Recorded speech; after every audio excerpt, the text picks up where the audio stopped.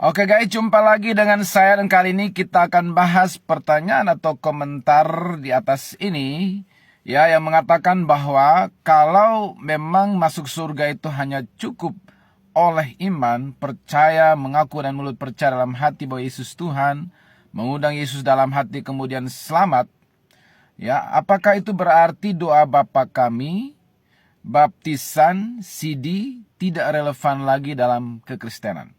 Ya, nah begini jawabannya.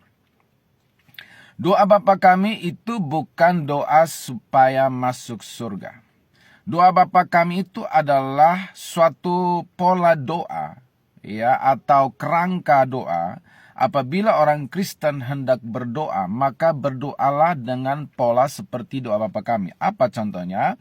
Misalnya harus dimulai dengan pengagungan dulu. Jangan datang-datang doa langsung permohonan atau mengajukan permintaan. Ya, tapi dimulai dengan pengagungan. Bapa kami yang di sorga, dikuduskanlah namamu. Ya, datanglah kerajaanmu. Tidak ada di situ permintaan. Mengagungkan Tuhan dulu, menyembah Tuhan dulu, memuji Tuhan dulu.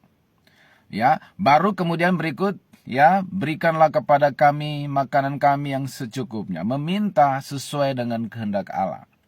Kemudian yang ketiga, dan ampunilah kesalahan kami seperti kami juga tahu mengampuni orang bersalah kepada kami. Rekonsiliasi. Doa kita akan menjadi sia-sia kalau dalam hati kita masih menyimpan dosa atau kepahitan, kebencian, tidak mau mengampuni. Maka koreksi diri, introspeksi diri. Ya. Kemudian janganlah membawa kami ke dalam pencobaan, tapi lepaskanlah kami dari segala yang jahat. Artinya di situ juga ada unsur peperangan rohani. Dan kemudian ditutup kembali dengan pengagungan. Karena engkaulah yang mempunyai kerajaan, kuasa, dan kemuliaan sampai selama-lamanya. Jadi itu adalah suatu step-step doa, pola doa, kerangka doa. Bukan doa supaya masuk surga, begitu ya. Jadi walaupun Anda hafal doa Bapa kami, tetapi tidak bertobat, tidak lahir baru, tidak jaminan masuk surga. Ya. Yang kedua adalah baptisan air. Ya, baptisan itu bukan juga syarat untuk masuk surga. Ya, baptisan itu adalah langkah kedua setelah bertobat. Yohanes membaptis, berkhotbah, dan dikatakan bertobatlah. Ya, kemudian langkah kedua, berilah dirimu dibaptis supaya dosamu diampuni dan kamu diselamatkan. Jadi baptisan itu adalah langkah kedua setelah seseorang sudah yakin keselamatannya, mengambil keputusan meninggalkan cara hidupnya yang lama, maka langkah kedua adalah dibaptis, ya, sebagai meterai dari pertobatannya itu, maka dibaptis dengan air. Ya, makanya di dalam Matius pasal 3:11 itu dikatakan bahwa aku membaptis kamu dengan air sebagai tanda pertobatan. Jadi baptisan air itu adalah tanda pertobatan. Jadi bertobat dulu baru dibaptis.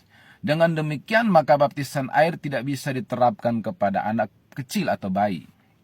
Ya, bayi yang dibawa waktu kecil, dibawa ke gereja kemudian dipercikin air itu bukan baptisan. Itu lebih tepat disebut penyerahan anak, bukan baptisan. Karena baptisan itu tanda pertobatan, bertobat dulu baru dibaptis. Yesus aja dibaptis setelah berumur 30 tahun, ya. Kemudian makna dari baptisan itu juga adalah dikuburkan bersama Yesus dan dibangkitkan bersama Yesus dalam hidup yang baru.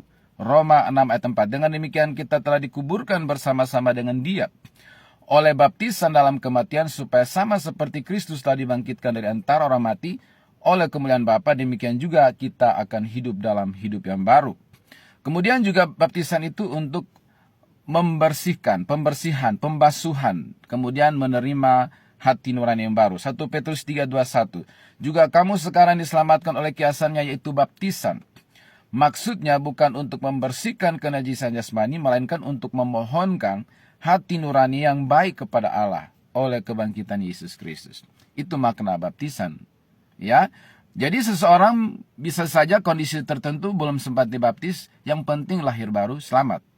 Seperti penjahat di samping kanan Yesus, atau orang yang ada di ICU, lahir baru, bertobat, masuk surga, nggak sempat dibaptis karena sudah meninggal atau kondisi dia di dalam ICU. Ya, nah kemudian CD itu adalah suatu semacam belajar Alkitab yang diterapkan di gereja tertentu. Ya, itu baik adanya. Tidak ada yang salah dengan itu. Tetapi pemahaman tentang sidi, kenapa harus disidi? Ada pemahaman yang mengatakan bahwa nanti setelah sidi maka anak itu sudah menanggung dosanya sendiri. Kalau belum sidi, dosanya ditanggung orang tua. Itu salah ya. Itu tidak alkitabiah pandangan demikian. Ya, setiap orang anak kecil bahkan dikatakan bahwa kita dikandung dari dalam dosa, dilahirkan waktu kita lahir sudah bawa hutang dosa, dosa keturunan. Dan itu tidak ditanggungkan kepada orang tua. Setiap orang bertanggung jawab. Makanya anak kecil pun ketika dia mulai mengerti harus dituntun untuk bertobat lahir baru, terima Yesus. Makanya Yesus katakan, biarkanlah anak-anak kecil datang kepadaku. Anak-anak kecil harus dilayani supaya dosa mereka juga diampuni dan menerima hidup kekal. Ya, jadi sidi itu bukan supaya dosanya pindah ke kita dari yang sebelumnya ditanggung orang tua lalu kita tanggung gitu loh.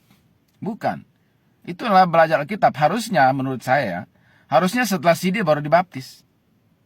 Karena perintah Yesus dalam amanat agung Matius 28 dikatakan, pergilah jadikan semua bangsa muridku. Dimuridkan dulu. Baptislah mereka.